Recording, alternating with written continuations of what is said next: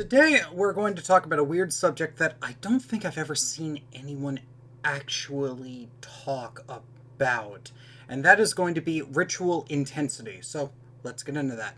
I am Dave, the Amateur Magus. On this channel, I talk all about the mechanics behind ceremonial magic, occultism, esotericism, and the mechanics behind everything you can find within a dusty old grimoire. If you enjoy what I do here on the channel and you want to support me, link in the description of the Patreon, bringing exclusive access to videos early, Patreon exclusive content, such as the Occultic Manual series, which is a monthly write-up. I aim at being more instructional than what I have here on the channel, and less unapproachable than some of the old grimoires I like to talk about on the channel.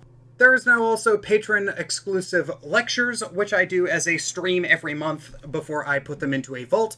If any of that sounds of interest to you, link in the description. Hope to see you all there, and if you are already supporting me on Patreon, you have my thanks for your continued and ongoing support. This is not a topic that many people will discuss. This is about the intensity of magical rituals. And some of the magical rituals will be a lot more intense than others. And I want to talk about why you don't just jump into the deep end, other than because you're not going to get them to function. So, hypothetically speaking, let's say we have a very beginner magician who just wants to go ahead and do a basic evocation of the Archangel Michael. Now, he decides to go ahead and he decides to do this on a very particular day. He does this on Easter Sunday, and he has been watching the YouTube channel Amateur Magus, so he knows from osmosis that the best way of calling up the Archangel Michael is the 7 penitential psalms. So this would-be magician goes ahead and he learns all he can about how to conjure up the Archangel Michael. He gets the traditional, he goes out, he spends a bunch of money on robes he really doesn't need. He goes ahead and he practices, he finds the Trithemius book and he decides that he's going to use that. So he goes ahead and tries to do that from the book to the best of his ability. Or he finds some sort of ritual evocation formula from some person he found on the internet or some book that he bought. It doesn't really matter. This scenario, he goes through and he decides that he's going to go all the way. He's going to go all the way. He's going to do everything he possibly can to make sure that this is a successful operation, and he is going to conjure the Archangel Michael. He does it. He goes through and he does exactly what he's supposed to. And he gets the result.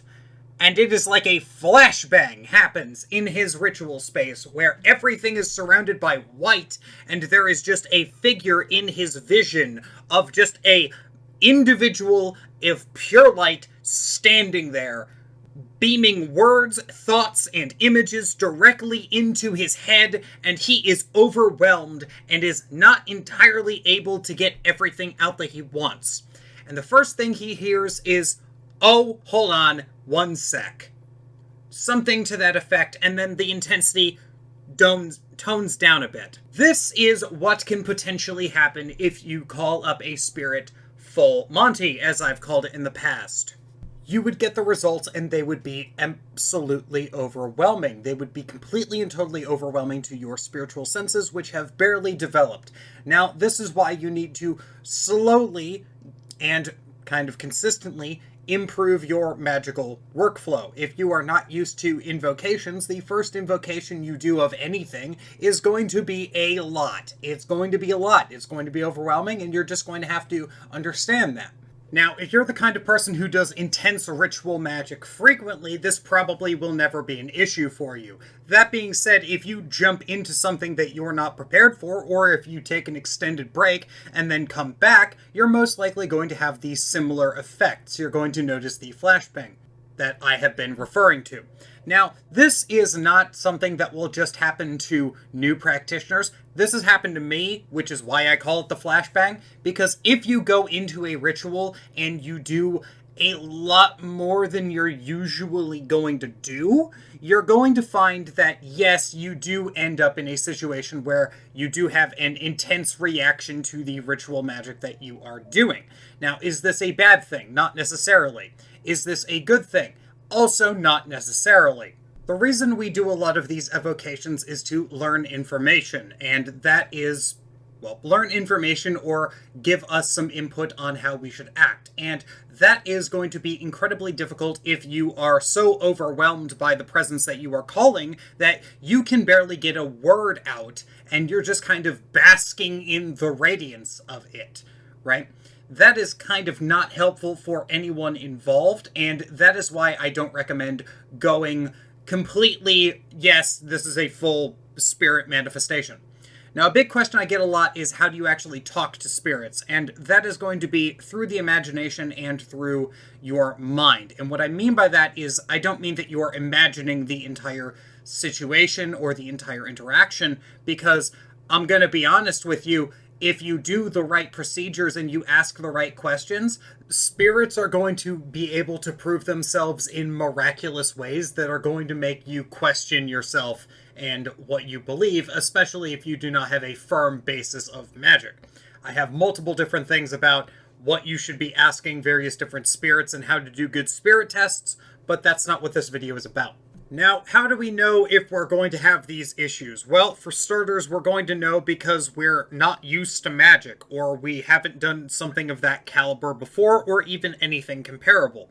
If you are just getting into magic, you probably shouldn't be doing things that are known for, high level of magical intensity. You shouldn't be doing the massive, absolutely insane rituals to completely and totally get in full contact with one of the archangels, let alone one of the higher powered ones. This is why we do meditation, and this is why we build up. This is why we do the LBRP and the middle pillar ritual in order to build up our magical auras, so to speak, so we can withstand the higher, more pure forms of these spiritual energies that we are trying to engage with and get that influence into our lives. The more pure of that energy we can get into our lives, the better our lives will be. If we are dealing with spirits that are said to be higher, closer to the divine source, the divine monad, the closer we are to that source, the better our lives will be because there is less to corrupt. There is less of a derivative there. We're getting our water right from the source instead of, miles down the river where God knows what's been inside of it. Ultimately, you could argue that is why we try to get close to spirits at all, because that way we can get information and our ideas and whatever we're looking for from the direct source or as close to as we can, instead of having to go through various different kinds of middlemen, right? This is why we want the Holy Guardian Angel so bad, is because that is said to be the aspect of God that is closest for us to be working with, or the best aspect for us to be working with of God directly. So how do we actually solve this problem? Well, step one, you are going to want to make sure that you are up to date on your magical practice. You are going to want to keep your magical practice going so that you don't end up having any issues. You're going to want to keep your magical practice going, and you're going to want to increase it over time. If you are doing any initiations, you want to finish those. And the reason you want to finish those is because finishing those initiations is going to lead you to being able to actually go ahead and do higher level magic, because you have shown that you are capable of sticking with it when things get rough, and you are going to not just pack up your stuff and leave. This is the best way to do it. Now, what if you're not doing an initiation? Well, you can still slow roll. If you're doing an evocation practice or you're doing a pagan god exercise, you should be opening yourself up to that more and more. You should be doing more of that work, trying to get that to be more intense, and then over time, if you do decide that you want to do more advanced magical workings, you can either A, ask those spirits, or you can just go into the deep end after you get a green light. So yeah, I have been Dave the Amateur Magus. Hope everyone is having a good day. If you're not having a good day, hope your day gets better. Take it easy, take care, and I will see you next time.